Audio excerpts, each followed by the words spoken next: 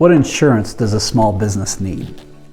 I'm going to go through and I'll tell you specifically how to find a great insurance agent, and then how do you define exactly what you're going to need for your insurance.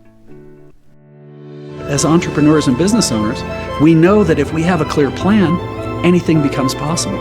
And if you can have a clear plan, a clear process to create that plan, and a way to create clarity with your partner or spouse, you can drive to amazing heights.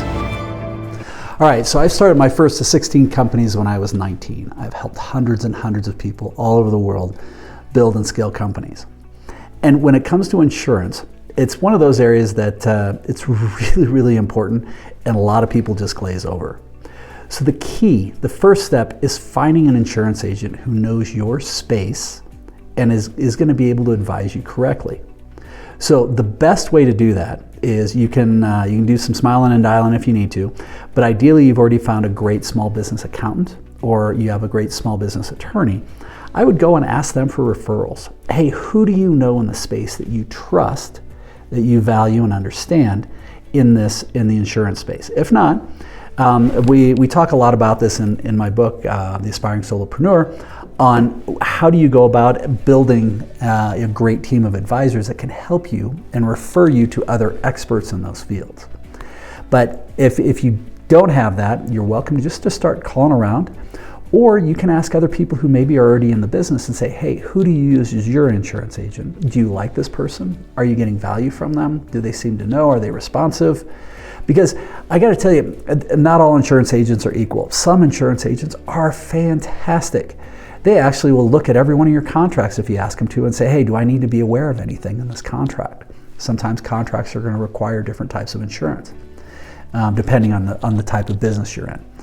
But when you find a great insurance agent, it's going to really, really help. So investing the time and energy to interview somebody, and again, in the book, we talk about how do you find that ideal person, somebody who shares your values, who's going to be responsive, who's listening to you, that has a vested interest in growing your business. The right insurance agent will say, wow, I'm looking for a long-term relationship and I want this person to be successful.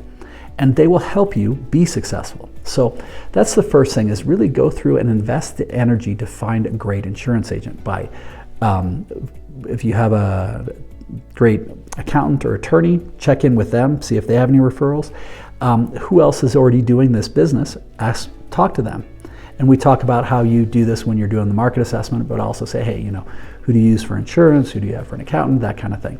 And then worst to worst, you can always just start picking up go Google and smile and dial and start calling and interviewing people and saying, hey, I'm considering starting this business. I'm looking for somebody. Do you have anybody that you currently represent that does this type of business? When you find that person, they've already done a lot of that legwork. They're going to know the ins and outs and what works and what doesn't. So that's the first step. Now the next step is when you go and sit down with them. Most insurance agents and the accountants and the attorneys and even some of the ad people will invest at least an hour of their time up front with you, because they're doing business development. You're trying to see if we're a good fit. And they're going to say, hey, what's the business? And say, okay, help me understand what type of insurance is out there. Now, there is a huge variety of insurance. I break it down into very simple, 3 almost hillbilly ways of looking at it. Number 1, understanding what is the insurance that I absolutely positively have to have. What is the insurance I probably should have? And what is the insurance that would be nice to have? So the insurance that I have to have, this is going to be certain unemployment insurance. This is going to be certain liability insurance. There's going to be certain things that are contractually I'm obligated that I have to have to legally be running my business. I never want to end up getting sued or getting an orange jumpsuit because I didn't have the right things associated with it. So when you're sitting down with the insurance agent, what are the types of insurance I absolutely have to have? This will probably be unemployment insurance, liability insurance. There may be certain bonding requirements, or maybe other pieces depending on the type of business you're in. And this is where to say you should have this, this, and this. Anybody who promises you just that on a video like this, don't trust them. It's going to be different for every business. And this is where finding an expert that can help you understand that it's important. So the should haves are like, yeah, you don't legally have to have it, but man, you'd be kind of an idiot if you don't. So think about it. If you're driving if you use your vehicle for business, you have to have some sort of liability insurance. So you have the minimum liability.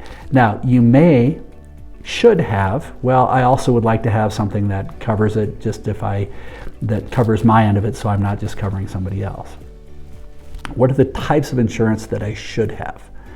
So as a strategic advisor working with leadership teams around the world, I should have errors and omissions insurance. I've never had to use it. It's not that expensive, but just in case something happens and somebody gets sue happy, somebody wants to sue me, I want to make sure that I have my E&O, errors and omissions insurance.